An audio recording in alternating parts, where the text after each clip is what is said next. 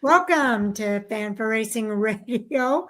We are here for our Hot Topic Sound Off segment, and actually, this is episode 2509, our ninth episode of the 25th season, our 25 year of 25. So, joining me tonight is, of course, Jay Huseman and Chris Crichton. Welcome to the show, guys. What's up? All right. We've got a lot of hot topics to discuss here tonight. And Jay, I've been talking to you all night. I'm going to go to Chris and have him introduce our first hot topic for the night. All righty. Oh my goodness gracious! I get to choose the first one. Yes. Yeah. Let's jump right into it. I don't know about y'all, but I've been sick of Phoenix for a while. It was announced this week that, I guess yesterday, wasn't it? That Happy Easter. We are going back to Miami, Homestead, Florida, for the championship. I feel like that's where we belong. We start in Florida, we finish in Florida. If we couldn't finish at the Daytona 500, then what better place than it could be than Homestead? The home, I think, for it was well over like 14 seasons, I think, that we finished the season there. So, hey, I'm ready for it. I'm also ready to hear y'all and whether or not, y'all are for this topic or against it. So, Jay, let's go to you. Are you for this topic or against it? If you recall, I said this was one I had to come up with an opinion over the past couple hours. Now, I'm going to agree to disagree to agree, but not agree with Chris. I'm not sick of Phoenix by any means. However, I am in favor of changing it. So Homestead puts on a great show. So I am all in favor of them being one of the rotation. This is a 1-year deal with the intent to rotate it every year. I didn't ever think that would work logistically, that they did it every year. I thought it would be a 3 to 5 year deal like they've done with other things in the past. With that, though, of the other tracks, obviously Las Vegas is always in the conversation. What I don't understand is why Las Vegas has not gotten their opportunity. I know we just had a great race at Miami Homestead, or Homestead Miami, said it backwards. So I'm okay with that, but I would have thought they would have started at Las Vegas and given them their shot. That was my only thing. And then they said 3 to 4 tracks. I'm not sure what the fourth track might be because weather is such a factor that you have to consider. I don't think Daytona is a good one as far as the super speedway. I don't think a road course is. So I'm kind of curious what you think on that, of what the other track might be. Well, I'm like you. I was kind of hoping that it would be Las Vegas that we go to next. I think that Phoenix did a great job hosting the championship race over the last several years, but I'm ready for a change. I'm ready for it to be a different track. And I thought Las Vegas put on a good show. I thought Homestead put on a good show. So either one of those tracks were okay with me, but I was kind of hoping that they would go to Las Vegas. And save Homestead Miami for somewhere down the road. But I'm happy. As far as what the other tracks might be, we know they've got to stay within warmer weather. You don't want to go to a track where everybody's going to freeze sitting in the stands. I kind of, I would like to see them. I think with the next gen car, the racing has gotten maybe a little bit better at Texas Motor Speedway and the 1.5 mile tracks. Maybe Texas, but I don't want it to be at a super speedway where we're talking about it being a wild card type race. But I think our options are somewhat limited. Let me just put it that way. Chris? yeah. I'm perfectly fine with it being a Homestead. I was very happy with Atlanta for all the years that we were there. As I said before, we start in Daytona, we end in Homestead. I think that's great for the fans. It's a It's a beautiful city. I understand, like we all had our expectations and hopes for maybe something different, but we also have to understand that Las Vegas is the SMI racetrack. And did you really think NASCAR was going to give up the rights to, having their racetrack part of the end of the True. championship season? So, and also I think I think by state wise, Texas received money. The state of Texas, with federal grant money, I guess, something to that nature for their for the race being for them having a race in the championship is what I'm trying to say. So I'm sure somewhere or another money has something to do with this, and whether or not we'll ever see an SMI track in the season, that's still subject to see. I do want basically SMI and NASCAR to work together. I thought that was the idea when they combined these two companies together, that we were going to be more within that area of maybe rotating things, but we're just not there yet. I'm very happy with the direction that we're moving in. We know that Homestead works. We know that that's a good racetrack. And it does favor certain drivers. I guess you could say it does. But we Hmm. had some pretty dramatic finishes there, including the Carl Edwards episode, the ones, right? Cousin Carl went losing to Tony Stewart by 1 point, and or Hmm. by, It was a and tie. then yeah, and then of course when you know I guess he was in the 19 car and was in the crash or whatever, and never come back to racing. So I've always been kind of happy with Homestead. I never really liked Phoenix. Phoenix has zero identity. Homestead has an identity. And what I mean by that is Phoenix has gone through so many changes over the last 30 years that the track has really lost its the only thing that's kind of stayed the same is Rattlesnake Hill, right? Outside of everything, the flag stands on the opposite side of the speedway.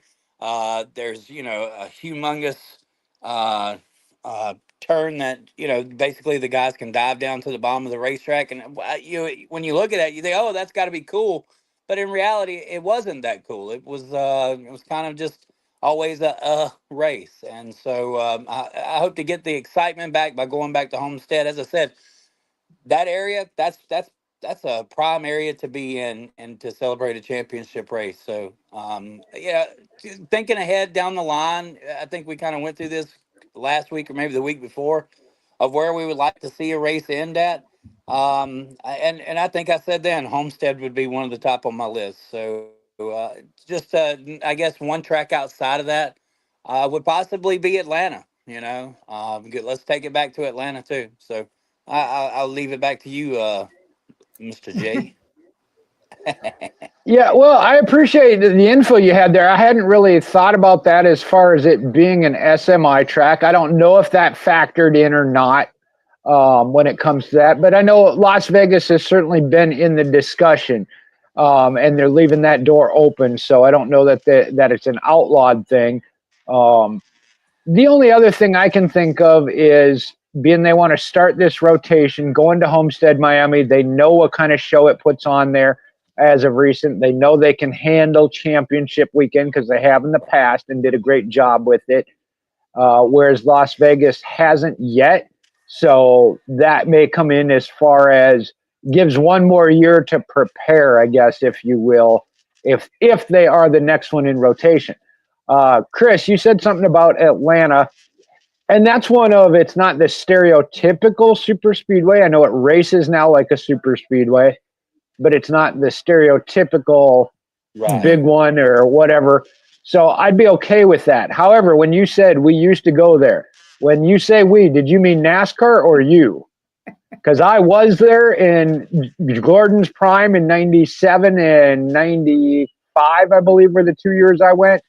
It can get cold in Atlanta, let me tell you. Yeah, yeah, Yes. yeah, yeah. You're right, Jay. And if I remember correctly, those really weren't the greatest races. It was kind of a lot of times heading into Atlanta back then. the points championship was basically over. So outside of Exactly. 1992, when you had Bill Elliott, Davey Allison, and Alan Kawicki, from the most part, most of the championship seasons had already been tied up or settled before you got there. I think a couple of them, maybe Mark Martin and Dale Earnhardt, went down the line, and maybe one more there, maybe with Gordon or something. But I agree. Definitely. When I say we, first of all, you got to be old enough to remember Atlanta being in the championship.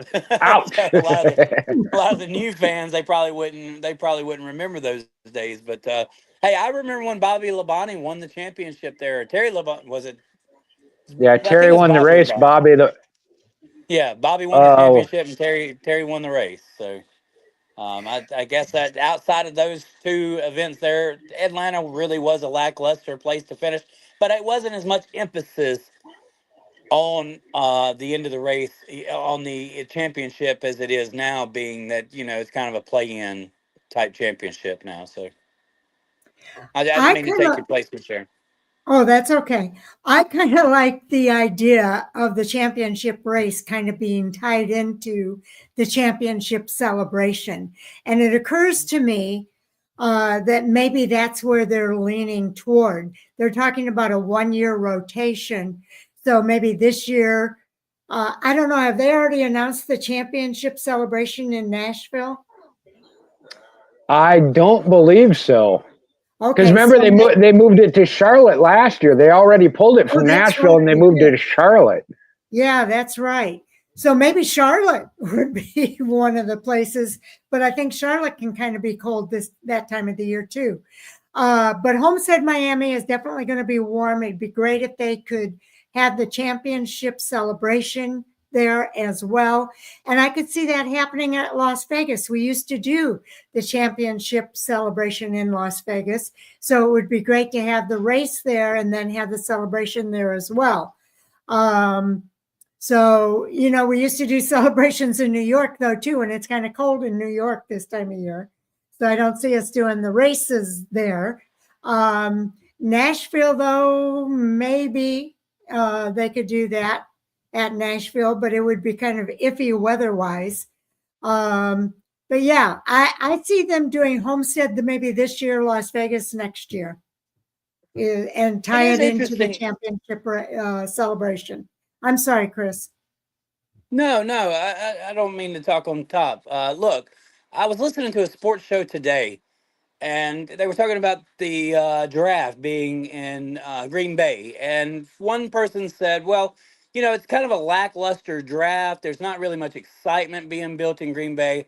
And then another commentator come on and said, well, let's go back to what it was in New York, right? When we had the draft in New York, and remember NASCAR as well. Mhm. That is media central. Yes, Media Central, and it is but you're on prime time the moment you do something in New York City, and I think that maybe getting back to New York would be a very important thing for NASCAR to do, because I can remember those glamour days with Jeff Gordon and Earnhardt, and I mean New York was so significant at the time. Jimmy Johnson bought an apartment there. He thought it was mhm. important to be in New York as well, just based off of all the opportunity from the media outlets and stuff that you get. So it's very interesting that subject has come up here tonight, because that really did make me think on how important it is for you to have these type of celebrations in a market that feeds off of this, right? I mean, we can Mhm. throw a party in Green Bay or or down in Kentucky at Kentucky Motor Speedway, and you're just not going to get the eyes, the views that you would by doing something in LA or in New York City. And I think that those are important places, markets for us to be in. If we're not going to have a race in New York City, then by gosh, let's at least have an awards banquet there. I mean, Well, we'll I see. didn't mean to go off into this, but I mean that you know what? It struck a chord, Jay. Yeah, I would have to agree with you on that point of especially, and Sharon, I mean, I know I like your idea of the championship celebration in the same place as the track. However, as Chris said, if you can't do a race in said locations, and New York Mhm. obviously is big, brought back LA. We raced there for a few years at the Coliseum. That might be another spot to bring the banquet of until we come back to race there, if we do, when we do, how we do, or when NASCAR does. But so that's an interesting thought, and I think you're right. I think that might be part of why they didn't continue at Nashville. But the other thing then is as a full destination package, and I know that's why they initially went from New York to Las Vegas. They felt that was more of a destination vacation draw. Yes. I know some people want to visit New York. I'm not one of them, but It costs too much. you're right. You know, there's a lot of factors. There are a lot of factors with that. If I got a vacation somewhere, it's definitely going to be Vegas over New York, but that's me. So I think they take that into consideration too, though, the balance of fan draw, media draw, and then, you know, Charlotte being for the teams, that keeps the teams, family, crew around home for most of them. So there's always so many things that we as individual fans don't think of. Personally, Chris, you said the races at Atlanta Championship weren't great. I thought they were because I was a Jeff Gordon fan. And that's when he was winning them. So, but you're right. The race itself was not necessarily, like you said, it was all but locked up. They were just waiting to celebrate it there. And Chris, you were saying something about some of those comments. What were your thoughts? Oh yeah, I mean, with what was just said. Yeah. Okay. I don't know. Yeah, I don't think I had anything. Oh, okay. I misread it then. But yeah, I like what you guys are saying. New York does have the media availability, but I don't think there's a lot of fans that can afford to go to New York. But then again, keep in mind, it's really not for the fans to attend. I think the banquet. I think that's more for the drivers to attend. It is a media show. I mean, that's It's a the media thing. show. Right. So that's one thing. Los Angeles would be another area. Maybe they'd have, I don't know what's happening with Fontana, Auto Club Speedway, and all of that, but that's another possibility for a championship race if they ever get that finished. And maybe that's in the rotation. Maybe that's one of the considerations in the rotation to end the race somewhere out there. So that's something to think about too. I don't think it should be on a road course as the season finale. I don't think it should be on a super speedway. Those are my only two things. I don't think it should be Martinsville or anything like that. Phoenix was okay, but I would like to see them stick with the 1.5 mile tracks or something along those lines. Yeah, I honestly, we're already trying to start the season in February 1st with the Clash. Right. So, you know, with NFL moving to President's Day weekend, which is the weekend that we run the Daytona 500, I'm all for moving the season two weekends up. I don't want to see the Daytona 500 on the same weekend as the Super Bowl. Somebody's going to have to give, and the NFL's got more views and they got more eyes on the prize. So, you know, to see NASCAR move up a couple of weeks, maybe go to Daytona February 1st, February 5th, something like that, would actually end the season 2 weeks early, and it may open the door for a late, you know, an end of October event, you know, and not you know, the week before Thanksgiving. So those are definitely things that I think NASCAR is going to have to look into, whether or not they want to pack the schedule with some West Coast runs and your down south racetracks in the beginning of the season, or if that's how you want to play out your 10 race finale. I know, you know, one thing that racing always, you know, winds up having a battle football, and the quicker you can get out of their season, I think the more eyes that'll be actually on the races. So I don't know. I agree. That's kind of out there. Jay, did you have anything more you wanted to say here? No, those are some good things. And again, we'll have to wait and see how they do the schedule overall. Like you said, if they do push up 2 weeks and shorten the season, or it gets done a little bit earlier, that definitely opens it up to some different tracks. I haven't heard a lot of talk as far as that yet, but we know, like Chris said, of as big of fans as we are, you got to be realistic, and going head to head with football to begin with, let alone the Super Bowl, you're going to come out on the short end, honestly. Okay. Well, Jay, it's time for your soapbox, I think, if you want to introduce our next hot topic. you knew if you were giving me the topic where we were going. Yes. So I did. I feel like I did a good job during the Xfinity review of not voicing an opinion on it. I have an opinion on Saturday's Xfinity Series finish. The racing was good. I was happy to see him back at the Rock, and I'm okay with the fuel strategy race. However, this one got ugly. As guys ran out, drivers and teams, and I'm not going to point out anybody very specific there, that they caused a multi-car accident. Some good cars got taken out because the ones in front of them ran out of gas, and there was a pileup. The track was blocked. To me, I know the call where a lot of fans were saying Martinsville a few weeks ago with drivers wrecking each other just to win was an embarrassment. I found Saturday's finish to be an embarrassment of they wrecked each other just because they didn't have enough fuel. Yeah. Chris, what are your thoughts about that? Chris, your mute button. My mute button. Yep. Yeah. There you go. So I didn't get to watch all of the Saturday race. I got to watch half of it. I did see Friday's race, and that was kind of embarrassing, I guess, when you got 2 laps to go and everybody's out of gas. But, there was no telemetry there. And so, there was no notebooks, so they didn't have anything to fall back on. It's a one-time affair. I don't think you'll be seeing that again. I did not catch, so this is news to me, and I thought, hey, after hearing Jesse Love got thrown out, I kind of didn't want to watch it, the rest of it anyway. Of course, I had to be at Why Not Saturday night, so I got about halfway through the race. But for all that I did watch, which was all the truck race and part of the Xfinity race, I was very impressed with the competition side of it, being able to pass, the way the guys raced the track. I had no complaints there whatsoever.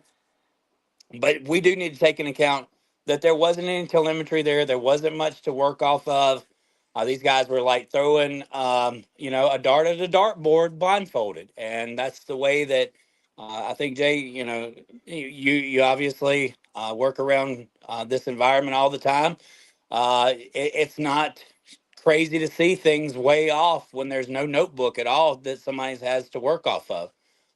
You've got guys who can build really fast race cars, but until they get out there and they have a race or two, they don't really know how to steer it. I've watched a guy, personally from our neck of the woods, Robert Cassida.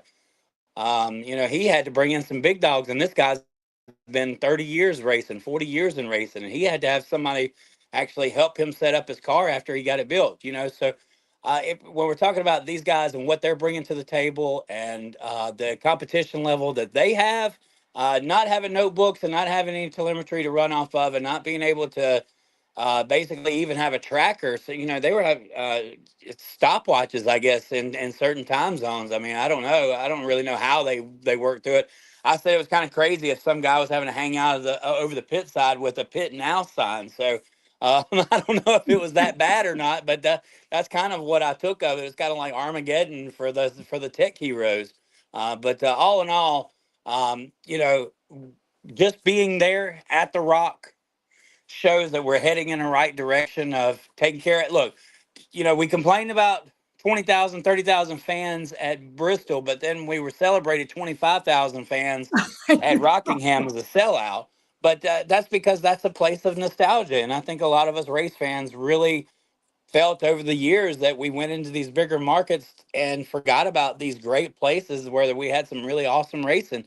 And if you caught Tubi last week, then you caught a lot of races. Tubi is, they got a NASCAR channel, and they were playing old Rockingham races all week long. And I was like, man, like, well, how did we get away from here? Like, why did we step away from a place like this?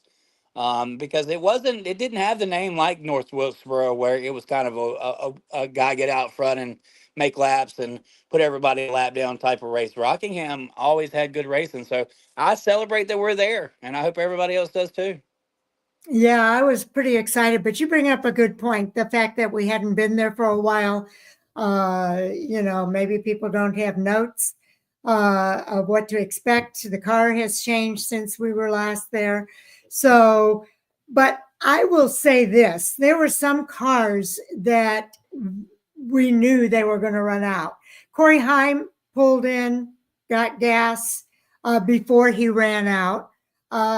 Nick Sanchez, I think, was another driver that pulled in, pitted before he ran out. I think what the issue was is you had some drivers who knew that they were going to run out of gas. They refused to give up their track position, hoping against all hope that they would be able to, finish the race, but didn't do what they needed to do to save the gas. And they ended up causing wrecks and accidents on the track. So if you know that you cannot possibly make it to the end of the race, I think you need to pull in and get gas instead of putting everybody at risk of having an accident on the track. And I think that's where the dispute or the question comes in. Why were so many people waiting and wait? I mean, they'd been talking for several laps that these people were going to run out of gas, and they stayed on the track. So if the announcers could figure that out, why weren't the teams pulling those cars in? And I know the answer to that question, but I think that they were putting at risk other drivers and making it a kind of a disaster, if you will, to finish out that race. Instead of making it a real competition, we were waiting to see who was going to cause the next wreck. So I can see where Jay's point is as well on that. I think if you know you're going to run out of race, if you're going to run out of gas and can't make it to the end of the race, pull off and get gas. If you know your tires are about to blow, pull off and get the tires that you need. Don't wait to a point that you're going to cause a wreck. Take yourself out of the race and maybe two or three others at the same time. So I'm not sure. Is that where you were going with it, Jay? Absolutely. Again, first off, Chris, you're right. I was happy to see him back at the Rock. Overall, it was good racing. It was just the finish of that one. And one of the faster, well, as they finished, it was two of the faster cars that did finish first and second. So I said earlier, that kind of negates that conversation, because the two fastest cars finished up front, one of which got DQ'd. But just like I said, overall, and I mean, there were, from even as, again, the broadcasters were talking, I was bragging on Ryan Sieg, and he did end up coming in and making the pit stop, but then getting caught up. But he made a mistake with the Xfinity Series cars in the pickup, that if you're that low, you got to be low on the track, not up on the banking. And he had a misfire, couldn't go, then got it refired and going again. But again, it isn't just about your team. If you're willing to take that chance, that's one thing. In this case, it cost a lot of teams, and teams that had made the smart decision, knowing they were going to run out and not make it, that they came in. And that's where my frustration comes in. But overall, no, it was great racing. The track, the facility, everything like that, absolutely in favor of. One counter argument, and Chris, you pointed it out, they don't have the notebook of running there in the past, but you know as well as I do, even in the Xfinity Series, these guys are very smart. They've already had the practice and race. They have a very, very good idea. They got their calculations much better. Now, comparing it to the Cup cars, the morning show pointed this out. You got the SMT data and the fuel injection in the computer that tells you almost exactly what part of the back stretch you're going to run out on. I get they don't have that, okay? But as Sharon pointed out, I mean, the announcers, the broadcasters knew they were going to be 4, 5, 6, 7, 8 laps short. Just knowing that, I mean, that tells you something of that they're really putting it all on a hope. And my biggest thing, like I said, was it didn't just affect one team. This guy ran out of gas, dropped to the bottom, got out of the way. It caused tremendous damage and wrecks. And like I said, to me, it was an embarrassment as an organization or as a sport, as a group of drivers. And that's why I said I'm not singling any one out, because there were several that made that call. I just found that. Than that. Yeah, exactly. Exactly. I just erased this race off of my DVR, and now you're making me want to go back and watch it so bad. I'm literally going to have to go in my trash can on my DVR and see if I can pull it back up, man. It was Talladega bad. They had the big one because somebody up front ran out of gas and everybody piled up. Mm-hmm. There was a big wreck. Well, and as I said, when you find out that somebody's win got taken away from them, first of all, you try not, I think, Jay, you can attest to this, in our position, I try not to find out who won the race. If I can get through the whole night and not know who won, then most of the time I'll get home and I'll turn my TV on and I'll watch all of it. But unfortunately, one of the first things that popped up was Jesse Love got DQ'd, and then when you know the winner and you don't really like the guy or something, it's kind of it does make it hard to go back and finish and watch it. And this is the first that I heard of that actually the fuel mileage was a big factor in that event. I'm going to tell you something though, and this is what I seen the couple of weeks ago with the race. I'm not sure which one it was, but it come down to the last caution, and everybody pitted. I think it was the one maybe William Byron was leading, and I asked myself at the time, why did everybody come to pit? And then what you're telling me now. Obviously, it's a monkey see, monkey do situation, Jay, and a lot of guys are just afraid to step out on that platform. And this is literally what I can imagine those guys in the pit crew box, as they're seeing somebody else stretch it out, and they're like, is he going to pit? No, he's not pitting yet. Is he pitting yet? No, he's not pitting yet. What about this time? No, still not. And these guys are frantically figuring out, well, what do I do? What do I do? Because, like, we're all supposed to be pitting. Yeah, I know we're supposed to be pitting. What are they doing? They're not pitting. Nobody's pitting. So that's kind of what I feel like happened there. And that's, look, racing was made great by innovation and people who were willing to step out and do something different. And in this situation of monkey see, monkey do, I'm seeing a lot of that, and that's a turnoff. I want to see these guys being free thinkers and saying, and I guess you said, Miss Sharon, some people did actually go pit, and other people were just playing the clock. But if you're 8, 9, 10 laps short, and there's 12 cars out there running, like, you just have to feel like somebody was literally running that establishment, was running the asylum, right? Somebody was crazy, but they were running the show, and nobody else going to budge because certain someones were not doing what they didn't go to pit road. So I don't know. Like I said, I circled over here, monkey see, monkey do, and I think that's what's going on a lot with these crew chiefs in NASCAR. Period. Yeah, but you gotta think beyond. And I know racers say that they're selfish, and I understand that point. But as the crew chief, as the part of the team, your job is to look at the bigger picture. And if you don't come in and get that gas, and you cause a big accident on the track, I think that's a problem. And I think it makes you look like you're not really that smart. And I know they are. I know they're smarter than that. And so I see Jay's point of it being an embarrassment, because we know that these guys are a lot smarter than that they know that these guys should be coming in, but they're playing a gambling game that puts everybody at risk. And I don't think that's right. I think that they're smarter than that. They need to bring their guys in, get that fuel in their car. And if you do that, a lot of times they can prevail at the end. we've seen those guys race up through the field, and if this is a shorter track, so they're going to be able to come back out there and get a good spot and make something happen. You got a better chance at making something happen if you got fresh tires and fuel than you do if you don't. Yeah, the only last thing I got to say is that you got a point, Chris. I understand the monkey see, monkey do, who can play chicken the longest before they make the call. But I think back when you said that, I think back to the first Charlotte Roval race.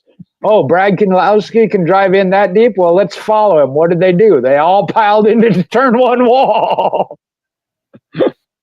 Yeah. Okay, so Chris, you want to pick out the next one? Do we want to talk about the Jesse Love DQ next? Uh-oh, we lost Chris. I think he's looking at the list. Oh, he's looking at the list. Okay. That would have been my guess.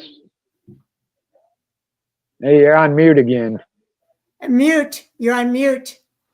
So let's go to the Stewart Friesen thing deal, because that really caught me off guard. We'll save that one for the end toward the end of the show. Okay. The Friesen quote really caught me off guard, because you don't want to see a guy of his caliber and his talent. Talk about a black eye for the Truck Series. Holy crap, man. Yeah. I mean, you're talking about a guy who's one of the most famous big block modified dirt track racers in the world, basically saying, man, I don't even know if I can deal with this anymore. Like, this isn't fun. Like, when you heard that, his expectations, that knowing Stewart, having him, having talked to him when he was first coming into the Truck Series, the excitement, the announcement that, they were going to get Kyle Busch trucks there when he switched over to Toyota. And then Kyle, jumps over to Chevrolet and sells KBM, and all that goes to the end of the world. It's just, seeing where he started and how motivated and awesome his smile was, how, he just felt like he was at the top of the world, to now be where, he doesn't belong there. Maybe he should just go back to dirt. That's really sad, and it tells the character of what's actually going on in the Truck Series. And you've got to have your wily veterans. And of course, as great as Stewart is, both on and off the track, he's a veteran of the sport, regardless, even if he's only been in the Truck Series, say, 5, 6, 7 years now. But that's probably a lot longer than some of these kids were still riding around in go-karts 7 years ago. So, that caught me off guard. I want to know you guys' thoughts on what y'all felt when Stewart's basically, if you heard it live, I mean, it had to have broken your heart like it did mine, because he was just so disgusted, so fed up with this. And we're talking about getting to the greatest achievement of all racers. And I know, a lot of dirt racers these days, they don't really look at NASCAR as the greatest achievement, but you look at what a NASCAR driver is supposed to make versus what a dirt track driver makes, there's a big difference. Jimmy Johnson is almost a billionaire because of NASCAR. Jeff Gordon is almost a billionaire because of NASCAR. Jonathan Davenport may be worth a lot of money, but is he worth $1 billion? Probably not. So, it's sad to see somebody's dreams just fractured and shattered right before your eyes. Okay, Jay? Yeah, I'm with you, Chris. I was listening to that live, and that was one of my first hot topics that I sent Sharon, because it was, and I was so fearful of it. My hope is that the crew, the team, rally together and pick him up. If you look at just the start of this season, he was running top 5 every week, knocking on the door of the win. I believe I think he was up to as far as 4th in points. Right now he's back down to 10th. He's had some rough weeks, some of his own doing, but he even said it himself, though, he's got fast trucks. So I'm hoping, like I said, at the moment he was just fed up, disgusted, like you said. I'm hoping that, like I said, somebody gets their arm around him and says, hey, man, we're in a new week. Let's move on. Because, yeah, I would hate to see it. He is one of those, I think, that really brings a fresh perspective. The other thing is you're right. Talking about him being a big block modified, he is used to being able to get in whatever he's in, wherever he's at, and win on a regular basis. So that has been a change. But I feel like he has been the backbone of that team through the change from Chevy to Toyota. I felt like they were right on that pinnacle when the change happened and they had to start over, restart with the Toyota. They made some crew chief change. He always seemed to be the one like, yeah, it's rough right now, but we're going to get through it, and we know we're going in a good direction. Hopefully somebody gets in his ear and is that voice to him now, because I'd hate to see him go away. Yeah, I agree. I think it is kind of the heat of the moment, the frustration of this happening over a few weeks. Even the commentators were saying he's going to feel different after he gets away from the heat of the moment. Stewart Friesen needs to be in this series. And I know you guys have heard this. You never give up, because you never know when you're giving up just before you're going to have that huge success that you've been looking for. And that could be the case for Stewart Friesen. He's right on the brink of making that breakthrough. And I would hate to see him give up right at that point. But I really think it was a heat of the moment comment. I think it was the frustration. You're getting out of the car. You're frustrated because it costs money to replace some of these cars. And when you're a single team, that's a big hit. And I know I've been talking about how the truck series seems like they've matured and we've got drivers that aren't wrecking each other out, but we are still having unnecessary wrecks. And I think they need to continue to work on some of that. Because it is costing people like Stewart Friesen money that you don't want to have to spend every single week in and week out. And it does make it hard for teams to stay within the series when you're putting that kind of money behind it. So these younger drivers, one of the complaints, and I don't know if it's justified or not, but it does appear, I can see where people can say this. If you've never worked on your own truck or you've never worked on your own car, and you go out there and you think that you're just going to reset because the team's going to go back and fix the car or come up with a new car for you, you don't understand the consequences of your actions. And that's what some of these younger drivers need to have an appreciation for, is the consequences of making some of those mistakes. And it's consequences that are happening not only to your team, but to other people's teams too. That's not the way you take care of your competition. And I'm not saying that they're doing it for that reason, but it hurts, and it hurts the sport overall. So they really need to put more thought into some of the decisions that they're making on the track and the consequences of those actions. I think we're back to you, Chris. Yeah, I like what you said there, Sharon. It's definitely a different sport now where you pay to play. For so many of these guys, they go in there, they wreck the truck, and Grandpa writes a check. And the kid never has to work in the shop. He doesn't have to even be around the guys. He's probably a Toyota or Chevrolet development driver who has to go and do sims runs and stuff at the main shop, throughout the week while his guys tussle to put the truck back together, or the ARCA car. When you have a sport right now where you watch the Venturinis get out, you have to kind of question the health of the sport, because these guys are, like Chris Larson and them, that's a small team operation, right? That's not Hendrick money. That's not Joe Gibbs money. That's a small time operation. Those guys love to play in the dirt, and they decided to build them a truck and go truck racing. And you're right, Sharon. They're getting tore up every week because of somebody's silliness, inabilities, and they're in a way over their head. Where you have a guy like Stewart who you want to see successful, but here's what we've seen so many times: Dale Jr. wanted to be successful with Tony Uri Jr., but it was Yeah. only when he found Steve Letarte that he actually found what it was to be a real race car driver, right?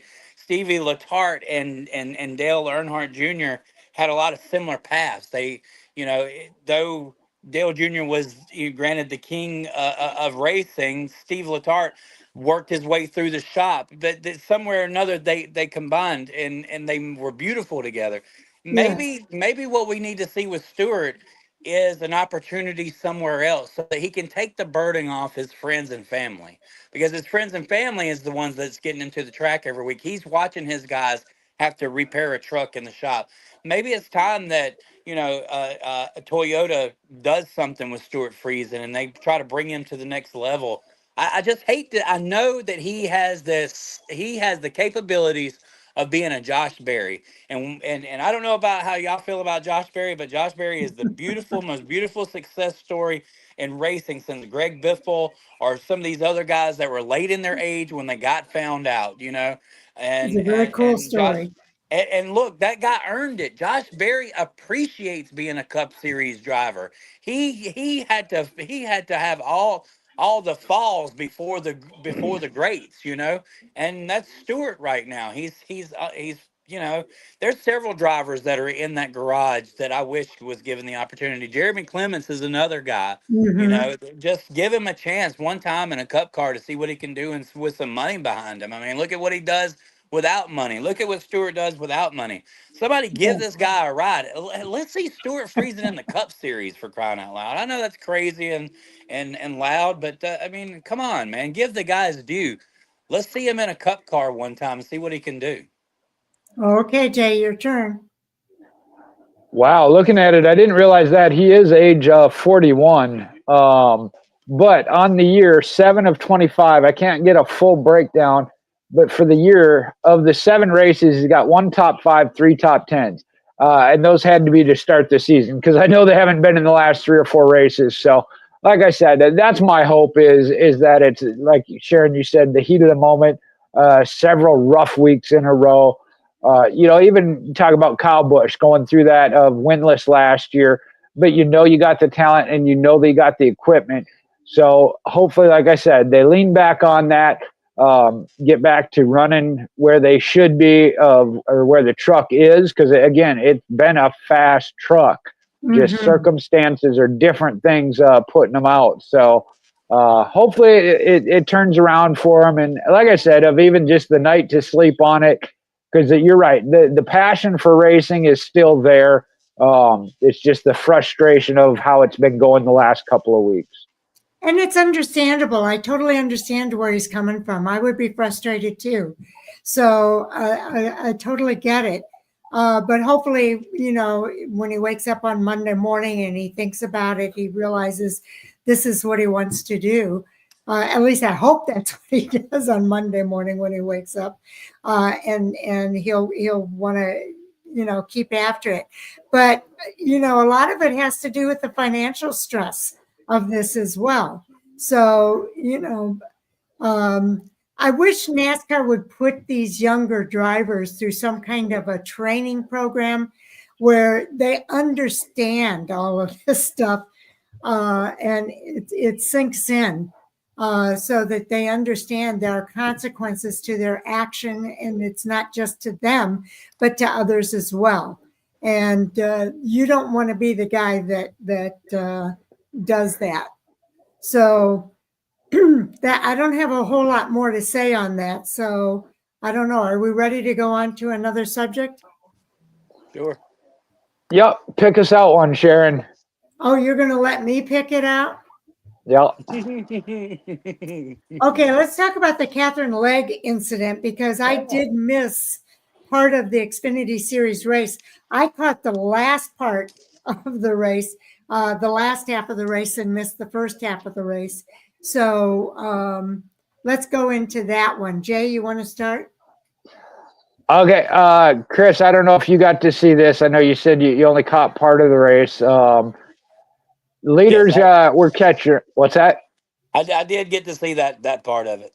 All right, so the leaders were catching her. She was one of the slower cars on the track, but as Nick Sanchez dove to go underneath her, second place William Sawalich did not, and ran into the back of her. And it just, to me, it seems like fans are really, I don't want to say against the female driver, but pick and choose who they want to support and who they go against when it comes to something like this. And Sharon will attest to this. William Sawalich is from around where I'm at in Minnesota. I've been a fan of his since we started watching him in the ARCA Menard Series, East Series. Excited about his season. It has not gone well. He had a fast car. I would call it a racing incident if you start there. If any blame were to be, I would put it more on Sawalich and or his spotter of just not getting the word to make a move and get around her. And it's just the type of year he's having. Now, they said, being that he was following Sanchez, by the time Sanchez moved and went around her, that he didn't have the time to react. Depending on how you watch it, moved down and tried to get underneath her, but then was too fast and slid up the track and into her. But as Dave Moody kept asking the caller, what did she do wrong?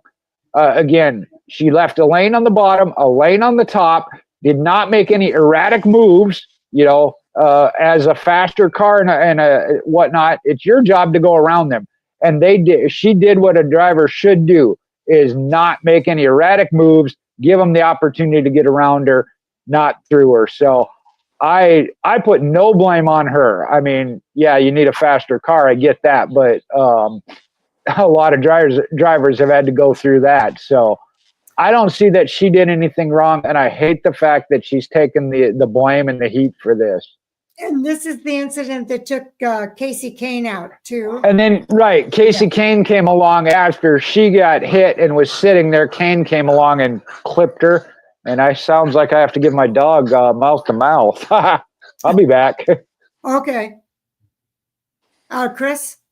Yeah, this is why you don't take the yellow bumpers off of the race cars, right? Right. That's the significant color of yellow means that people are more aware of something, and so Well, they're that rookies. yeah, and it's a mental thing, like it is. It's a psychological thing with the color, the significance of the color itself. I didn't see where she did anything wrong. I do kind of feel with Jay that there seems to be certain pushbacks for females, and look, Natalie Decker. There's several other female drivers that have taken advantage of the "I'm cute and I drive a race car." Katherine Legge doesn't fit that. She's British too, so American. I just don't see the fascination to that. So they're not giving her a fair shot. Her money did buy the seat time, right? And she was in a different car. It didn't qualify because she wasn't fast enough, so she got in JJ Yaley's car. And I think that's kind of the storyline where people have an opinion about it. But if you'll watch the incident, she wasn't the cause of that. William Sawalich had a choice. He could have backed out. She was in her own lane. He was up midway through the track. His entrance into the corner could have been a little bit lower. If you have a good spotter, you're gonna your spotter's gonna be on the radio saying, "Hey, look, that's a slow car, low, low, low." But so somewhere or another, it was a communication issue between a spotter and the driver there. I didn't see Katherine Legge do anything wrong. She's got to get experience just like everybody else. Um, all of these famous race car drivers started out in somebody's slow car at some point in time.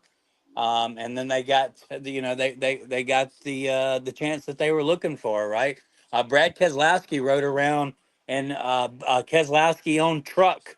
That's how he got seen by Dale Jr. So these guys start out in slow race cars because that's the only ones that are going to give them an opportunity. And so Catherine's going to, she's on a great path. I've looked and seen. You know, she's going to race in 5 straight races. I think she's got 2 more Cup two more Cup Series races that's coming up.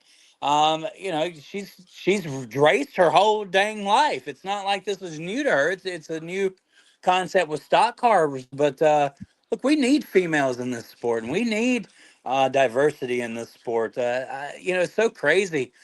They talk about NASCAR not being a diverse sport, but the guy who's the most famous race car driver right now in the NASCAR Cup Series, I think the 2 most famous drivers are not of Caucasian ethnicity. You know, Bubba Wallace, Kyle Larson, they both are they're not Caucasian, right? So I think that Mhm. the sport is in a golden age right now that allows diversity. Nick Sanchez, I mean, you know, you just put to a Daniel Suarez. We really have opened our our minds, and you know, Danica Patrick, she was an established race car driver, and she did as well as she could. Kevin Harvick said it best with her: if she had driven stock cars her whole life, she would be a stock car driver, but she's not. She's an open wheel driver racing stock Mhm. cars. We've seen how well that worked for Jimmy Johnson to go the other way, right? So obviously it's a learning disadvantage there. So just giving her the opportunity, having her in the sport, we're privileged to have a lady that can put eyes from another country onto our beautiful sport, NASCAR. Because look, they're bored all the time watching F1. Well, and you guys bring up some excellent points. I never, I have to tell you, I did not see that part of the race. So I can't really tell you one way or the other, but based on what you guys are saying, it seems to me that she is on a learning curve and she's showing some signs of improvement. She gave the bottom lane, she gave the top lane, and she knew what was going on around her. And so it does sound like she did not do anything wrong in this particular case. I was a little worried about, I know she's being very deliberate and slow sometimes on the track. And a lot of the drivers kind of get frustrated with that because they need to get around her. But I do think that she's showing some signs of learning from her experience based on what you guys are telling me. So William Sawalich, by the way, he's been, I think that Godfather Moody said he's been racing since he was 5 years old. So he's on a learning curve in the Xfinity Series as well. And I think what it shows is that it's not as easy to drive these cars as everybody thinks it might be. I always think I could get in a car and drive it around the track, but I probably couldn't. It would take me a while to make that adjustment. If it takes somebody like Katherine Legge some learning time, then it's going to take anybody some kind of learning time to learn how to get around these tracks. And William Sawalich, who's been driving since he was 5 years old. Now, granted, it's probably not stock cars that he's been driving all that time, but he's learning the craft of racing and he's going through a learning curve. Things have not gone well necessarily for William Sawalich either. So it's not, it's something that takes time. It's taken a lot of drivers time to learn how to drive a stock car. So I think we just give her the time, understand that mistakes are going to be made, whether it's William Sawalich or whether it's Katherine Legge. Mistakes are going to be made, and we have to give these guys a chance to go through their learning curve and develop their craft. So that's just the way I look at it. But Jay, what are your thoughts? I go back to the more I think about this, I go back to Carson Hocevar, Carson Hocevar, and Stewart Friesen together. You mentioned it. William Sawalich not having a rough start to his rookie season in the Xfinity Series full time. Used to running up front. It's been a struggle. He was running second behind Nick Sanchez, had a fast car. I get the feeling, if you remember, Carson Hocevar admitted he made a mistake when he ruffled some feathers. He said, hey, I was up front close to the lead. I got excited. So I think that kind of maybe was the case for William Sawalich. And again, I'm not trying to defend him because, like I said, if I were going to put blame, I would have to put it on that team between him and Chris. You mentioned it, the spotter for sure. Be like, hey, you got somebody in front of you, do something. Right. But yeah, that maybe it was. He was a little amped up of being running second, thinking he had a shot to get Sanchez, get the lead, and turn his season around. So, but like you said, Sharon, he is a rookie in the Xfinity Series. So, got to give him a little bit of grace, as you will, as well. And that's I really, like I said, overall, kind of chalk it up to just a racing incident. Unfortunate that it involved her again, and people are kind of on the. I feel like they're on the attack. I mean, I do. I do too. And I don't like it. I don't like it at all. Look at what she's able to bring. I mean, she's bringing brand new sponsorship to the sport. Yes. A woman's brand. We want eyes. We want our daughters. As a race fan, if I have granddaughters, I want them to love the sport like I do, and we encourage female racers. We've had several of them in our own local tracks. We love it. I mean, it's great when they put on that driver's suit and they put that helmet on. They're just as equal. It's that race car that equals them out. This is not football or baseball where you have to have that type of skill set, an athletic type skill set. This is a mental skill set. And I think that when we're playing games with the brain, that's a lot different than these stick and ball achievement sports. So it's definitely fair game when that child is raised up from a child all the way to grown racing race cars. Katherine Legge has gotten where she is because she's successful and she's a woman, no doubt. She's been given probably opportunities because of that. That's fine too. But you just don't get her track record. I don't know. We don't have a stats guy. I'd like to see some of the stats where she's raced at. I guess we haven't really dug into much of that, but It'd be cool to see. she had to have gotten her name from somewhere. Yep, absolutely. Let me check that out. I was kind of thinking, along the lines of, I don't know if it's a good idea for her to be racing both the Xfinity and the Cup Series right now. I almost wish she'd spend some time in the Xfinity Series and then make that transition to the Cup Series. But it's hard to say if that's the right thing or not, because the Cup Series it's a tough transition. So maybe that's why she's doing it, because she wants to be familiar with it while she's learning. I don't know, but part of me wants to say just focus on one before you go to the other one. What are your thoughts about that, Jay? Well, I go back to our interview with Dr. Starpoli of he wants to race, the sponsorship money is there. Then it's fill in the blank where a team or a series, whichever series it is, has that opportunity. And we've heard that from several, and I think Danica Patrick was one of them maybe she should have done one more full year in the Xfinity, but the sponsor wanted to bring her up, and that's what drove it. And unfortunately, we've talked about that in multiple different ways.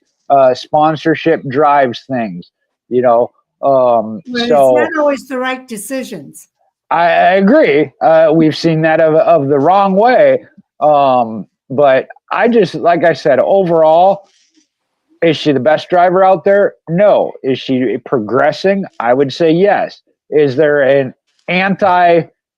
reason against her? For some reason, yes. And I don't understand that. I'm with Chris. I want to see one be successful when it comes to a female driver. I thought Hailie Deegan was progressing, moved into the Xfinity. I don't know what happened with that deal. Same with Natalie Decker. I've always been in favor of that. Danica Patrick was another one of the only thing that frustrated me, and I'll use Danica just as an example, and I put it on the same level of Dale Earnhardt Jr. If they're running 30th in the race, I don't think they ought to get the television coverage. They're not a contender. Again, I don't care if it's Dale Jr. if it's my favorite driver of Jeff Gordon, or whatever. If they're running 30th, focus on the ones that are running good, then chalk it up, a bad week, move on. Yeah. We got a Danica update every, race. And that was not against her as a driver. That, like I said, I don't care if it's Dale Jr. When Dale Jr. was having the off day, it wasn't important to me where he was running. Exactly. Chris, are you looking up what our next hot topic's going to be? No, actually, I was looking. I had Jamie look up Katherine Legge. Her stats. What'd you get? Stats. Well, I mean, it's nothing that impressive. Of course, she was the fastest qualifier in the Indianapolis race, the Indy 500, fastest female qualifier ever in 2023. She has some couple of years, 19 races ran over 4 years in the IndyCar Series, 28 races over 2 years in the Champ Car Series. She's raced in Formula E and previous series, Formula Renault, British Formula 3 Atlanta Championship, and the Douche something Masters. So, she's had her hand at racing since, I believe it says, the early 2000s. So she's been around a while. I'm sure this is an opportunity for her, just as well as anybody else. I'm excited she's here. Yeah. Wagon is DTM. DTM? Yes. Well, it's now a de facto GT3, but okay, so it used to be like a GT3. So IMSA. Yeah, the IMSA racing. Yeah. Yeah. So, look, obviously she's earned her right? She's been in racing 25 years, so she has the right to the experience to be in stock cars. I guess if you put her in some good equipment, maybe some Joe Gibbs equipment, we might see better driving from her. But right now, this is where she needs to be, because if she's going to wreck race cars and stuff, you don't want them. She's got to have the ability to learn like everybody else, and I think we should give her that shot and appreciate that a girl from over across the big pond would want to race in NASCAR. I think that in itself is an honor for our series to have that type of viewership. Okay. I think we're ready to move on to the next hot topic. Do you guys agree? Yep. Oh, sure. Okay. So, Chris, is that what you're looking at next? Yeah, let's check it out real quick. Cars Tour, that one sounds pretty cool. So let's do the Cars Tour, the big throwback at Hickory. Yeah, that's some big news there. 200,000. Is that the one that's also going to be on Fox? I don't know. I have not seen any TV coverage for it, but it's possible.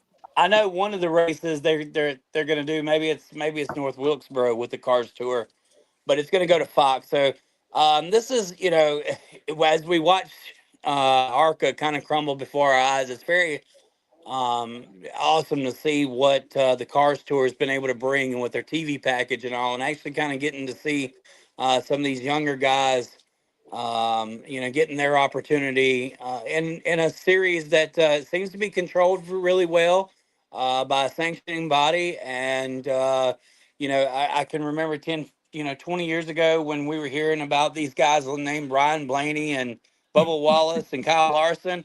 And it feels like we're now, back into that again, where we're hearing about Butterbean Queen and some of these other guys that are, trying their hand. Yeah. So that's really cool. And the exposure that they're getting. So $200,000, man, that's a lot. That's a big payday. Go Dale Jr. and Kevin Harvick, man. Y'all have really put some eyes and some money into this into this operation. What do y'all think? Go ahead, Jay. Oh, I'm gonna get myself in trouble here. Unfortunately, no, it's one of those of Chris, as you said, the names and the drivers and the series has always been there, but now people are paying attention to it because Dale Earnhardt Jr.'s name is attached to it. Yes, Oh, have they put no? Hear me out. Have they put effort into it? Absolutely, because they wanted it to get recognized. The problem is it should have been recognized already. Why does it take? And I'm just using Dale Jr. I mean, you know this as well. I don't care what poll you put up. If Dale Jr.'s name is in it, he's getting the vote. All right. I mean, that's a fact of life, the way it is. Like I said, they're going to cover him if he's running 30th. So is there a benefit from it? Absolutely. Like you said, it is getting covered. But the drivers and the series has always been there. It's whether or not people will recognize it. How many people started taking an interest in dirt track racing when he partnered with Ken Schrader and was looking to get into owning a dirt track? I mean, that's just the way it is. Some of us have been interested in dirt tracks long before Dale Jr. said anything about them. But I do think that this series is growing and getting the recognition. And we look at the Arkham and Ards East and West series with the platforms they have now with FS1. They were on MRN over the weekend, this past weekend, Flow Racing. All of that is good things because everybody is getting to see what some of us already knew was there. And you talked about it. That's where Josh Berry came from. And again, it was attached to Dale Earnhardt Jr. as far as his team, but Josh Berry showed the talent he had, and that's what Junior recognized. Some fans only recognize and acknowledge Berry because of Dale Jr., but the talent was there, and that's what Junior recognized. So I'm happy of their involvement because it did bring the recognition to that. I don't think they necessarily redid that division. They just brought the attention to it, and that is a good thing. Yeah, I look at it from the perspective that a lot of these series, some of these series were hurting, and they needed somebody to step in and save it. I think about Irwindale Speedway. Tim Huddleston saved that track gave it an extended life for a few years. It eventually still closed down, but I think that having somebody like Dale Jr., Kevin Harvick, Jeff Burton, all taking ownership of something like that was a very positive thing that revived something like the Cars Tour and brought attention to. I understand what your point is, but keep in mind too that the technologies have changed too. We can watch some of these races now where we couldn't before. You can watch from the comfort of your own home. You can watch some of these races. So technology's helped. Having these drivers, former NASCAR drivers that are stars in NASCAR coming in and taking ownership of some of these series, I think is a really positive thing. To bring attention to it. And I think Flow Racing, Racing America, Track TV, all these different streaming services that have allowed us to watch some of these races that we would never be able to watch before. I think that's all good things that are happening as part of the evolution of racing, because we talk about it all the time. We encourage people to go out to the track and see these races so that these series can stay and continue. And I think that I applaud Kevin Harvick and Dale Earnhardt Jr. and Jeff Burton for teaming together to kind of keep this series going. So I think it's all good. I like it. And yeah, maybe we should have known who some of those people were. But how do you expect them to know who some of those drivers are when they don't have a way to watch them, or they don't now they have a way that they can watch them. So, and now they have people that are putting attention to it. So I think it's an all positive thing. Chris, it's up to you.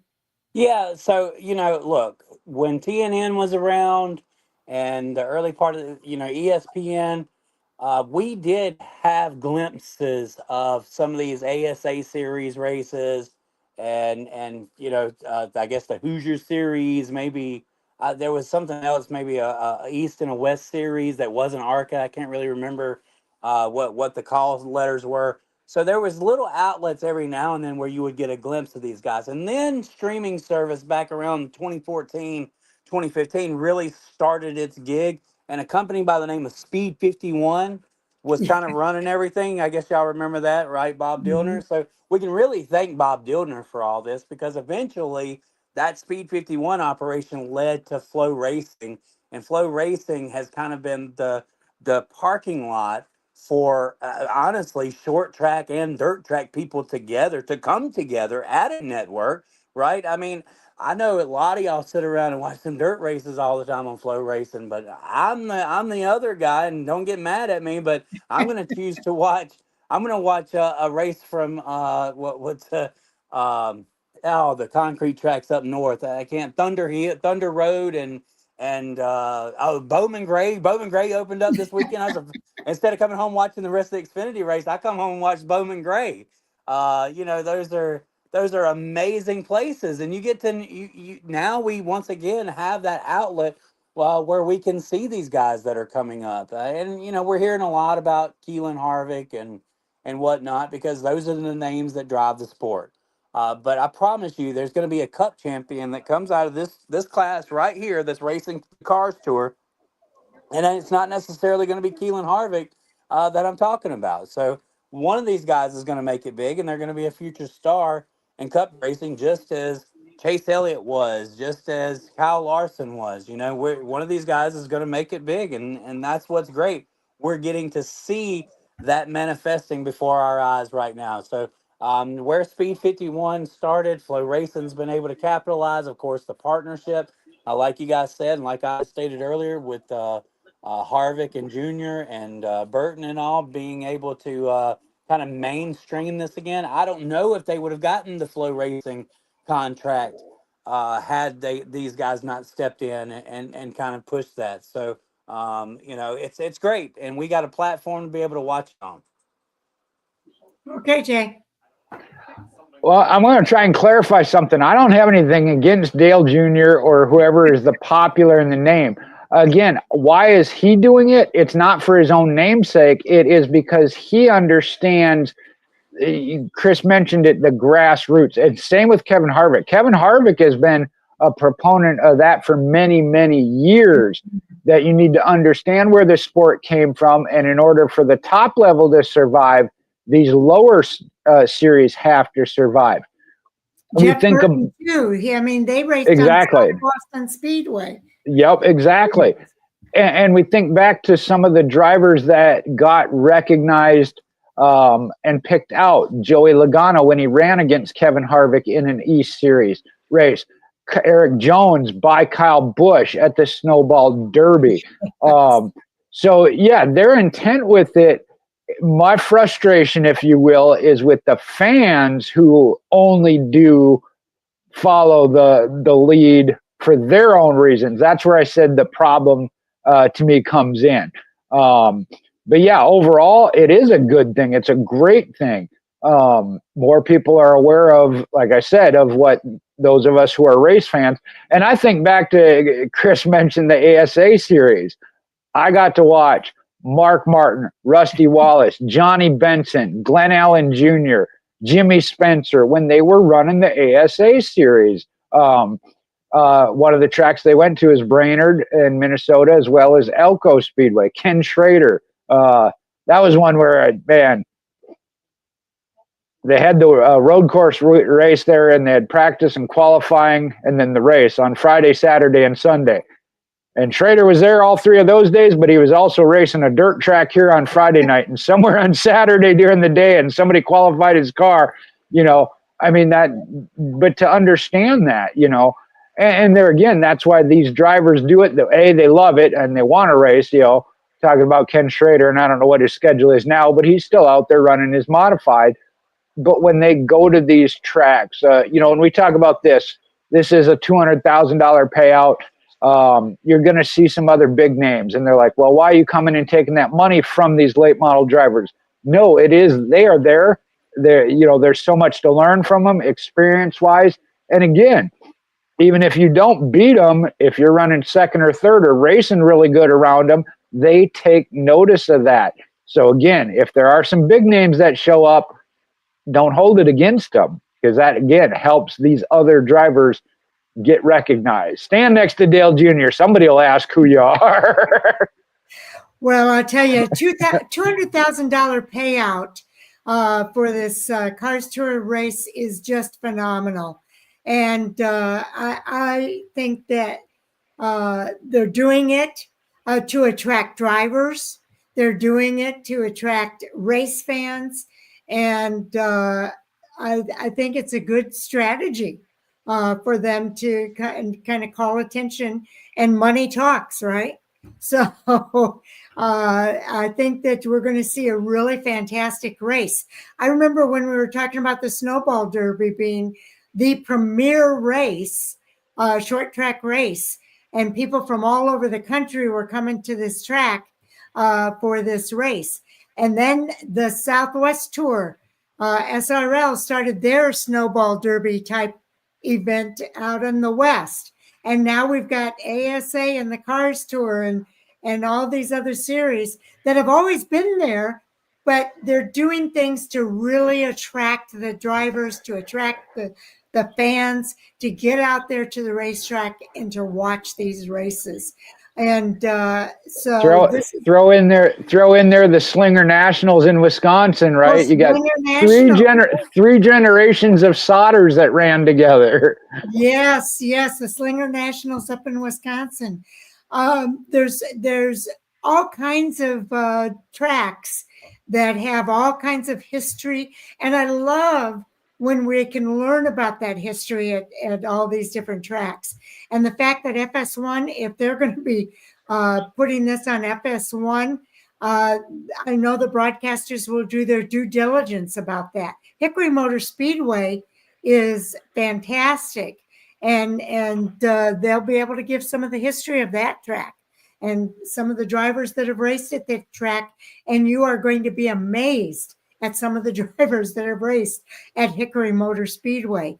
So I think it's all good. I love it. I'm glad that they're doing this, and I know you are too, Jay. I know where you're coming from with that. But I love that this is going to happen, and I'm going to be one of the people watching it. So are we ready to move on to another topic here? Yeah, I'm good. Chris? Yeah, we're good. Okay, so Jay, what's our next topic? Okay, I'm not good anymore. I just I just looked. I know all the ones I sent you. So, I guess Chris, you kind of, for whatever reason, danced over this. Sharon and I talked about this already before during previous ones with the DQ of Jesse Love. We'll talk about the DQ itself, but there's really not a whole lot to debate about because it is under appeal, so it may not even stand, but we'll go with the DQ itself. Again, I'll try and do the best I can from what I heard this morning. In the suspension of the car, the clamp that goes around. Oh, what you got, Sharon? No, it's okay. I just heard a buzzing noise. I didn't know what that was. Okay. A clamp on a part of the suspension is supposed to stay tight and in contact. I'm not using the right full word, but has to stay in contact with the bar. And there was 1/1000th of an inch, which is the width of $2 bills, that there was a gap, and that makes it illegal. I don't know if there's tolerances there or not, but I heard one of the former crew chiefs on the morning show talk about that, of depending on how tight you do the bolt, that you can set it to loosen up, and there could be an advantage to it. So that was the reason for the DQ. And let me just clarify that it is, I'll get real technical here. They were deemed to have violated Rule 14.14.2.1.5, which covers the trailing arm spacers and pinion angle shims. So they have to stay connected, and they were not. And I think, Jay, you mentioned earlier that it was a matter of $2 bills is the difference of why they weren't connected. So it's a very small, small amount of space there, but it could give them a competitive advantage, and that's why NASCAR deemed it as illegal. So we'll have to wait and see what happens with the appeal, because a lot of people are a lot smarter than I am when it comes to this kind of thing. But I don't, I like to think that, the drivers don't know what's going on, and this is stuff that happens at the shop, and they don't like to tell the drivers because it's not the driver's fault. It's somebody at the shop that made that decision, or maybe it was something inadvertent. We don't know. So, but Richard Childress Racing has decided that they are going to appeal it. So it's a matter of how soon they can get the appeal group together to go through that process and decide if they've got a legitimate appeal and kind of turn it around. Jesse Love received 1 point after the disqualification of racing in that race. And he seemed to have a really good race, but maybe it was because he had a competitive advantage. So we have to wait for it to kind of play out and see how that, because what happens is after the appeal board looks at it, and depending on if it goes to a higher appeal, we get more information about what actually happened and what the competitive advantage is. So we're kind of, you hate to see a race driver. I mean, I was looking at the photos. I was trying to get a photo of Sammy Smith for the recap this morning, and the best thing I could come up with was a picture of the racetrack. So, because all the pictures were of Jesse Love winning that race. So it's kind of hard to not know. And I understand why it is like that. It's because they have to go through the process of inspection after the race. And so, but it's unfortunate. We just have to wait for the process to play out and see what all the details that come out afterward are. But if somebody's cheating, I don't want to crown a champion at the end of the year from a team that has cheated throughout the season, especially if it was intentional. So I give NASCAR kudos for their due diligence here, but we have seen some appeals get reversed. So we'll see if RCR comes up with a legitimate reason for why that was the way it was. I know when it comes to spec parts, NASCAR is not too forgiving in a lot of those cases. So we'll see what happens. Chris? Chris, you're on mute. I've done that 3 times tonight. Look, I've never known a race team to cheat for a competitive advantage. So I'm pretty sure it was just by accident. I'm sorry. Because, I mean, they've never admitted it anyway, right? So I'm sure it was just an accident. The Amazon delivered the wrong part and piece, and somebody changed their rule book. It's always something. So, look, I would appeal it too, just to make an appeal. But we know that obviously what was there shouldn't have been there. And why are we at that point? This is not, we're continuing to try to come up with an advantage somewhere that leads to confusion, disruption, and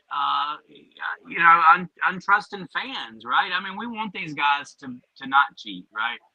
The worst thing that can ever happen is you leave the racetrack and the person who you saw take the checker flag isn't deemed the winner. I think that's the worst thing that can happen. So if the penalty is that large, then why do it, right? I do know that racing was brought on innovation and the gray area, but is that important in this day and age of racing at that type of where they are? And I'm sure, you know, the team right next to them that passed Tech had something that just wasn't caught. That's just what they say in racing. I don't really know. I've never raced race cars, but I've never heard anybody say that they were cheating for a competitive advantage either. So I am completely against that. If anybody thinks for one damn minute somebody was cheating to get a competitive advantage, well, they don't know race cars, because that has never been admitted ever. Ever. Appreciate the entertainment, Chris. Yeah. The fact that it was an on-the-spot DQ, and at this point anyway, I know come Wednesday it may be more, but generally if they DQ them at the track, that's pretty much the end of it. You know, in the Xfinity Series, I don't know that falls under the spec part, because and it'd be interesting to see, and that's why I said I want to wait and see how the appeal goes. But Chris said something kind of interesting, and I think it got brought up last year. We have certainly seen more overturns or appeals won in the last couple of years than we have ever before. So, you know, if you got the money, Chris, you know, you made that comment. I kind of disagree with you. When caught, if you don't appeal, that pretty much is the admission of. We saw that a couple of times. Be like, no, we weren't cheating, but we're not going to argue it either. Yeah. Well, all right, maybe you were, right? Yeah. Read between the lines. Whatever they were really cheating with just didn't get caught. Yeah, that well, and there's always that thought process of you know, I can't bait and switch or whatever they call it, of, hey, look over here, because what we're really doing is here. But and I hate it. And Sharon, you mentioned it. It does always kind of go against the driver. They are the centerpiece, but it is a team sport, whether the driver knows it or not. In that case, if this were to happen on any kind of regular basis, if I'm the driver, I'd be going to my crew and team and be like, hey, dude, y'all making me look bad. You know, my name's getting attached to this. Knock it off. Right, exactly. Right, absolutely. And sponsors' money you're playing with, so you owe it to your sponsors to not cheat. I understand, you know, when you're you know, at the kind of lower levels of racing and you're building your car in your own shop, and you know you're doing things, but when you're at that level, Richard Childress Racing, why did you have this driver's win taken away from them? Were y'all not fast enough already?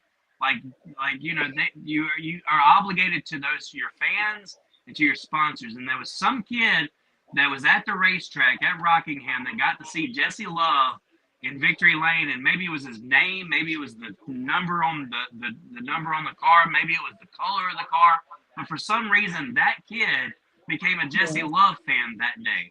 And then hours later to find out that he's no longer the winner. That's not what this sport needs.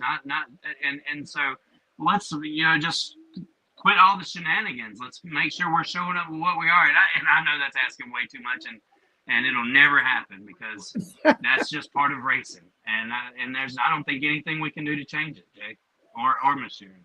Well, here's my thing. I always figure, if these guys are smart enough to come up with these ideas, why aren't they smart enough to stay within the spec? Why do they always have to push it over? Because to me, that isn't smart, because you know you're going to get caught at some point, and then you put a cloud over your team's. You put a cloud over your team. So why do that? And I'm with you, Chris. I understand that these guys are looking for every competitive advantage and blah, blah, blah, blah, blah. But I would rather be severe. Huh? The severity of the penalty says that it's not worth it. Like everything that Jesse Love has done up until this point is irrelevant now, because he's had a win defaulted. Right? Isn't that how this goes? I mean, he's got to work from a clean slate now.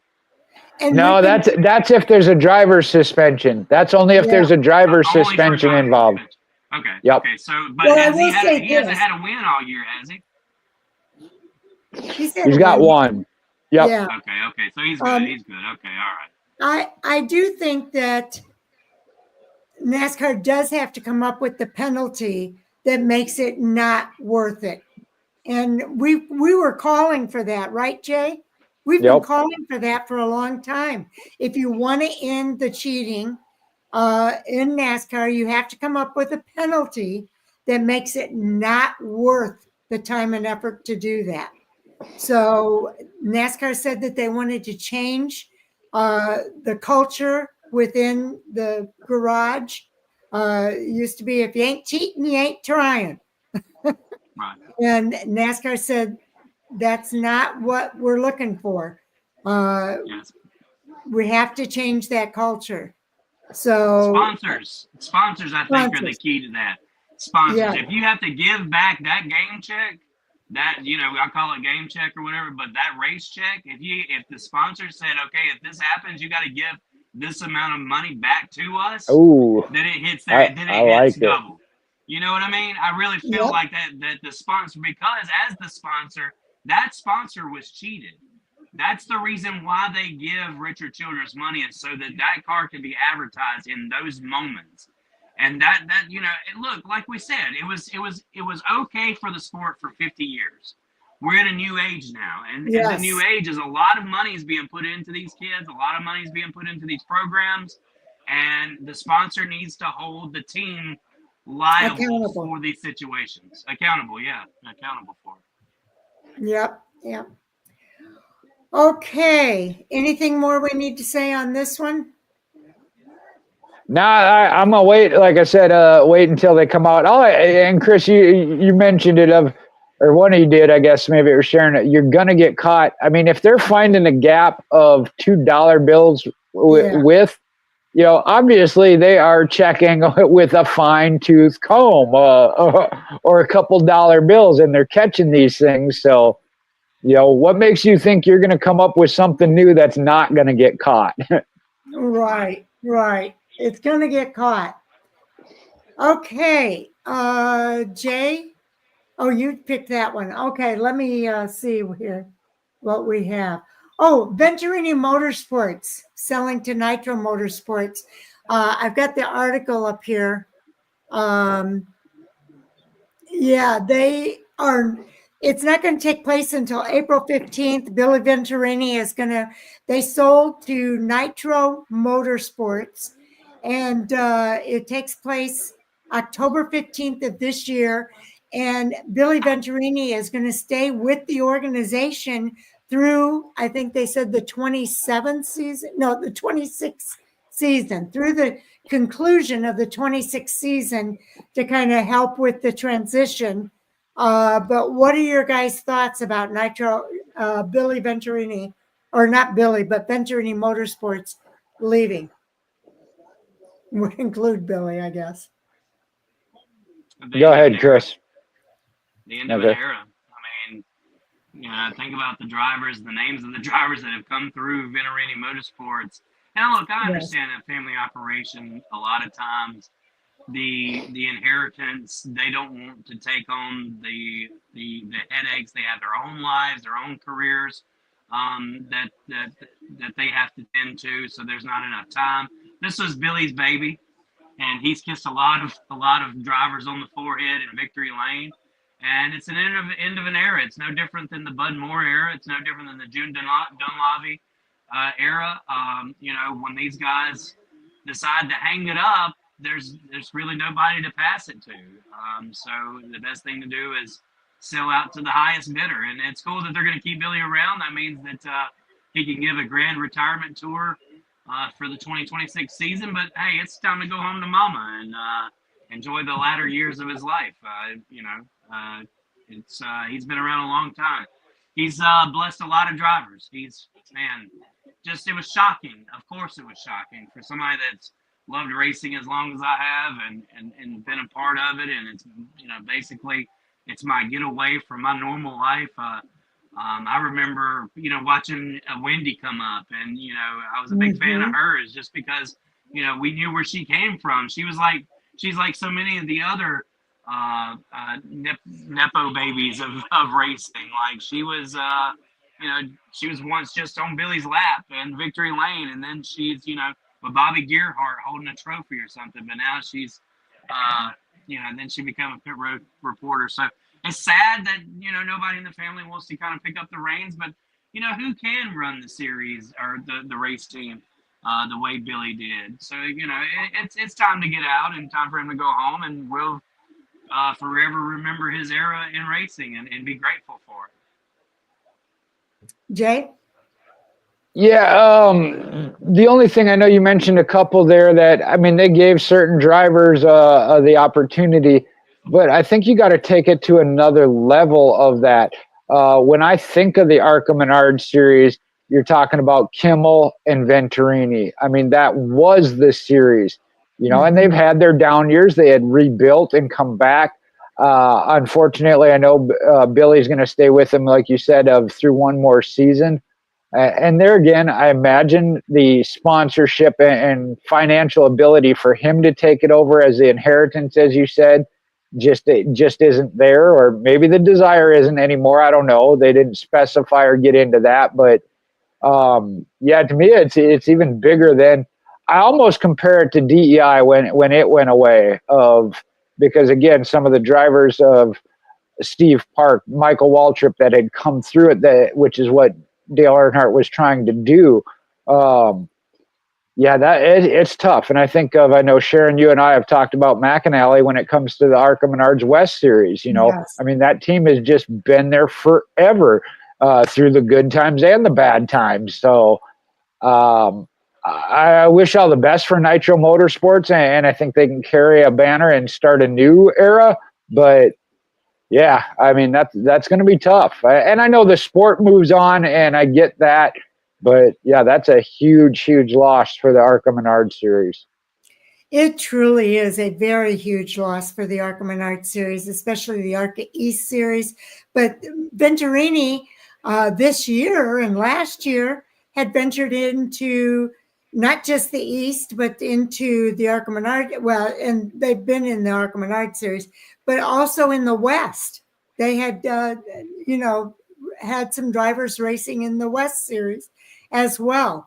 And I was so excited about that, to see them going beyond the Midwest, because the ARCA Menard series, as you know, started as a Midwest series and has grown under the NASCAR banner, I guess, with the East and the West. And like you said, there's so much history when you talk about the ARCA Menard series. It used to be the K&N series. Then it came under the umbrella of the ARCA Menard series. So this is another chapter that's kind of coming to a close with Venturini leaving the ARCA Menard series. I'm glad that they are going to be around through the 26th season. I'm happy to hear that. There's Big Bill Venturini, there's Kathy Venturini with the all-women pit crew that they had years ago. That whole family has been involved in so many different ways. You mentioned Wendy Venturini, now a pit road reporter on MRN. Billy Venturini, we watched him grow up as a race car driver, and now, a pit crew, crew chief in the series, as well as kind of running Venturini Motorsports with the help of and support of the family. He wants to experience other things now, and it's understandable. He grew up in that sport. I mean, I've had conversations with some of these guys. They talk about having all these cars in their driveway in Chicago, Illinois, north side of Chicago, and, drivers coming and going from the house. There's so much rich history within Venturini Motorsports, and we need to tell their story, because it really is fascinating. And I, for one, am going to miss it, miss having them in this sport. And you're right. It goes beyond just helping a lot of drivers develop their skills and move on up the ladder into NASCAR's top 3. And some of the names are huge, you know, Joey Logano, Christopher Alex Bell, Bowman. William Byron, Alex Bowman, Jesse Love, Corey Heim, Christian Eckes. These are all current names in the sport that have come up through the series.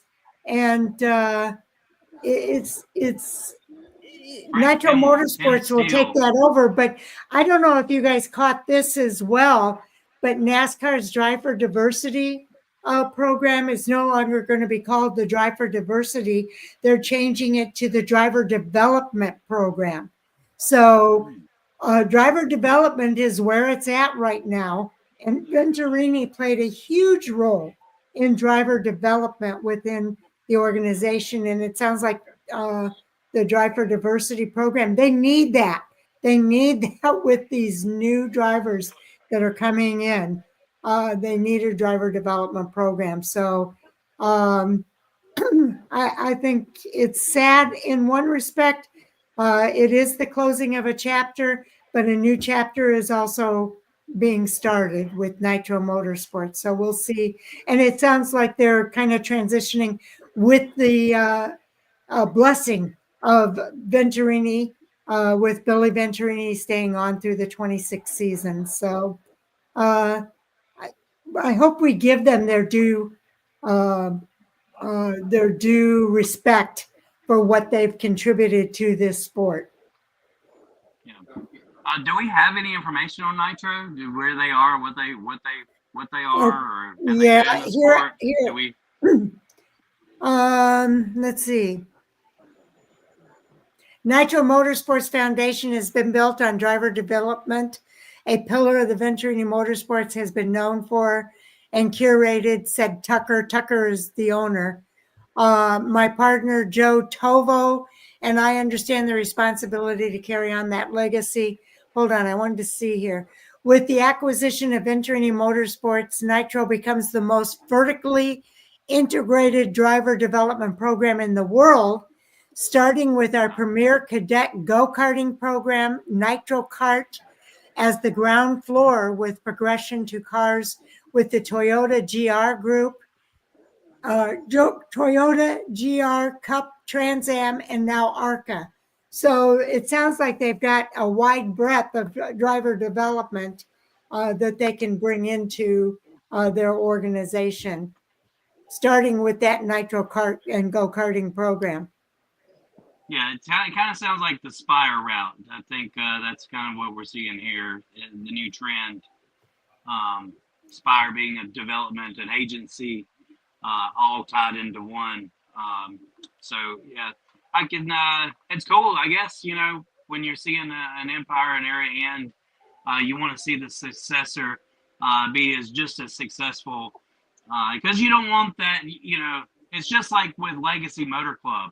Like, what better name for that, right? And you want them to succeed, because there's a whole lot of legacy tied to this team, right?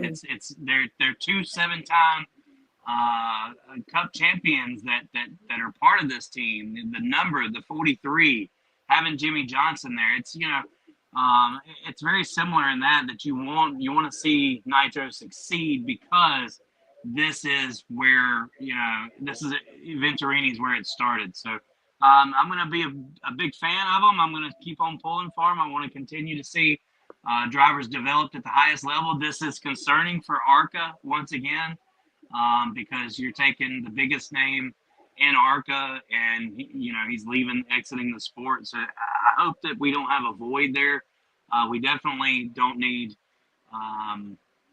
Well, I don't know. I guess if you completely put everybody back on a level playing field, because Venturini's been able to whoop some butt for quite a few years with their cars versus the others. I don't know. I do hope that the ARCA series kind of gets better on the competitive side, because I think over the last few years it's been lackluster, and maybe that is the selling point for Billy, for Bill, is that the series just isn't quite as luxurious as it once was. ARCA has really suffered since NASCAR took it over. I don't know who could agree with that or not. I know that's not the talking point here tonight, but it's definitely it's definitely seen its better day before NASCAR took it over.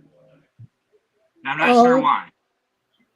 Okay, we can certainly add it to the list, but Jay, what are your thoughts?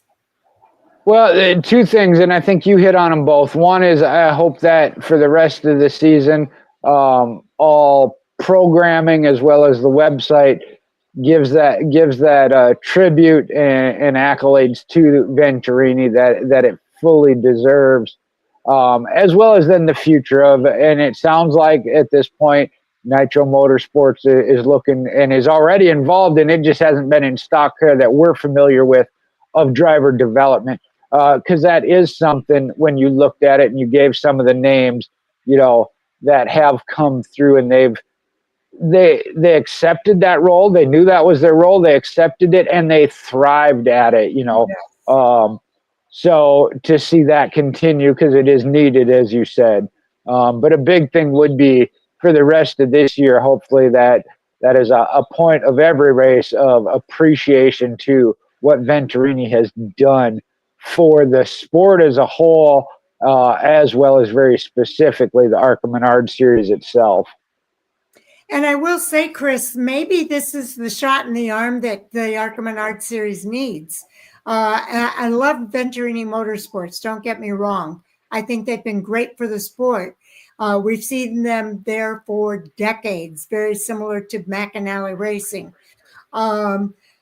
But maybe it is time for a change, and maybe this is something that could be a shot in the arm for the ARCA Menard Series. Sometimes just having that one little, new thing that happens within the sport can be kind of an impetus for better things for the sport as a whole.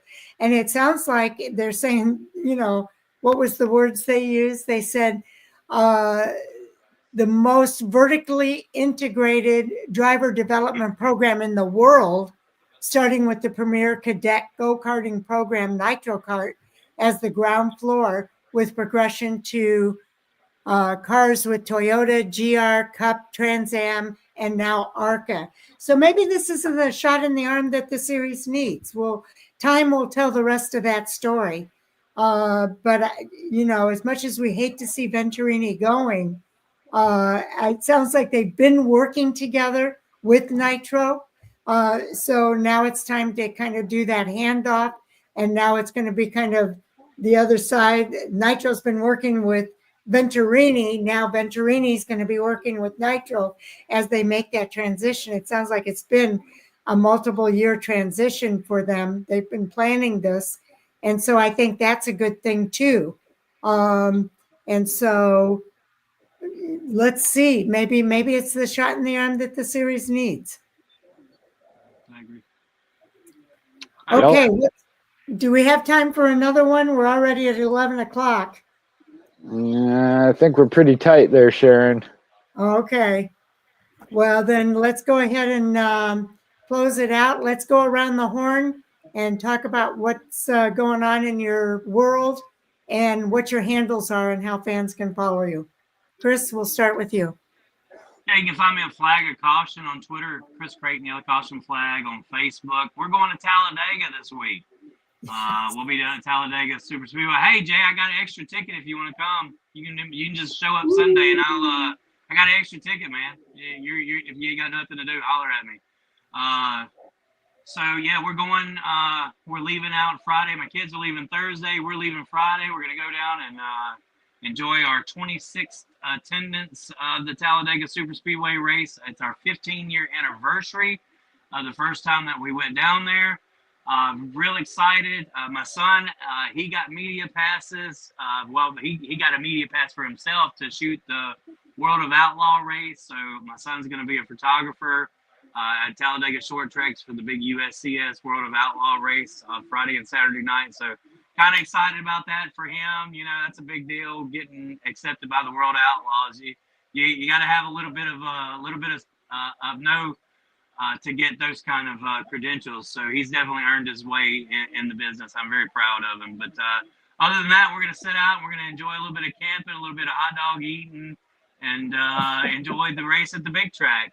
We like going out there twice a year and And so maybe if you ain't got nothing else to do, Miss Sharon, maybe you come on down as well. But I'm serious about that offer, Jay. Holler at me. All right. Well, I appreciate it. You can follow me on Facebook, Michael Hoosman, Mopar MJ8 on Twitter and Instagram. We'll have to see if I'm able to go to Talladega on Sunday. I know I'm working Jackson Motor Speedway on Saturday night for some weekly racing at your Capital City Raceway. Chris, you redeemed yourself. You did say you were very proud of your son. Initially, you said, yeah, I'm a little excited for that. I'd be thrilled about that. But you did say you were very proud of him. That's awesome news, man. I know I talked to him a little bit when he first got it started with video and doing the photography, and seeing how that's developed is just amazing. So that's awesome to hear. And there again, if you get the chance to go to the Hornet's Nest Talladega Short Track, by all means, no better way to spend an entire weekend in the Talladega area. I've never gone to Talladega Short Track. It's crazy.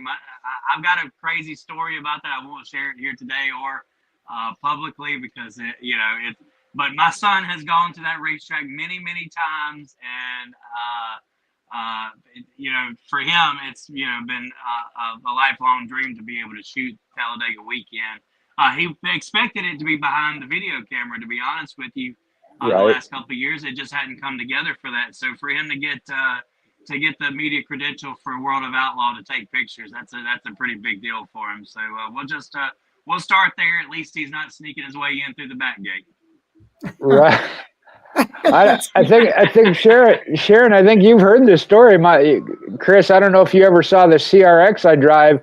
I refused to actually wash it off. It had to come off on its own. I have Talladega mud on that track or on that car because we came through on a Saturday and my parents were with me, and the track owner had given Dad a ride around in the golf cart, and they had just tilled it up. And I asked if I could drive on there, and he said, if you think you can.